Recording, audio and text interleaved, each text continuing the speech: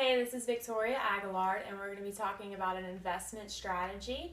I chose to invest in robust companies, and this is a Warren Buffett strategy, and I thought it was interesting that Warren Buffett used it, so I wanted to test it out and see if it worked. So the first thing I did was take 10 companies with robust cash flows, and these companies are very well known.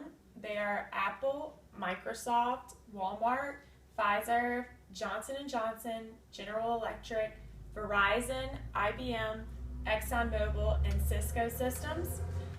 Their free cash flows are very, very high. They range from the top at Apple at $4.9 billion all the way to the bottom at Cisco at $11.1 billion. So to test this theory, I took all 10 companies and tracked their returns for the past 10 years.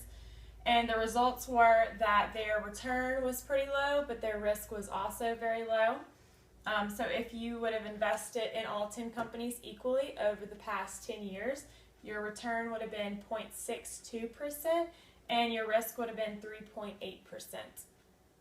So what does this tell us right now?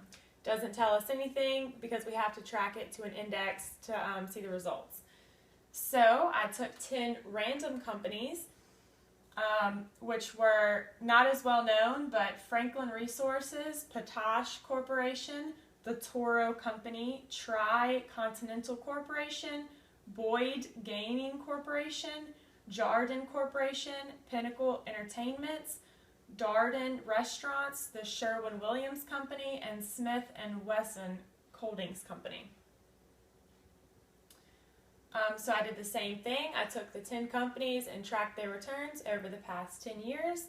Their results were much higher with a higher return and a higher risk.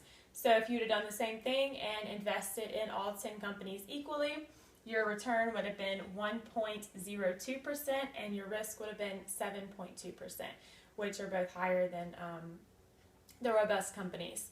Now, does this necessarily tell us that the robust companies are a better investment? Not necessarily. It just boils down to your risk preference. As you can see in this graph right here, the random companies are more at the top of the efficient frontier with a higher risk and a higher return, and the robust companies are down at the bottom of the efficient frontier with a lower risk and a lower return. So the conclusion is it boils down to risk preference. If you want to be safe, a safer investor, then invest in the robust companies. But if not, then take your investment strategy elsewhere.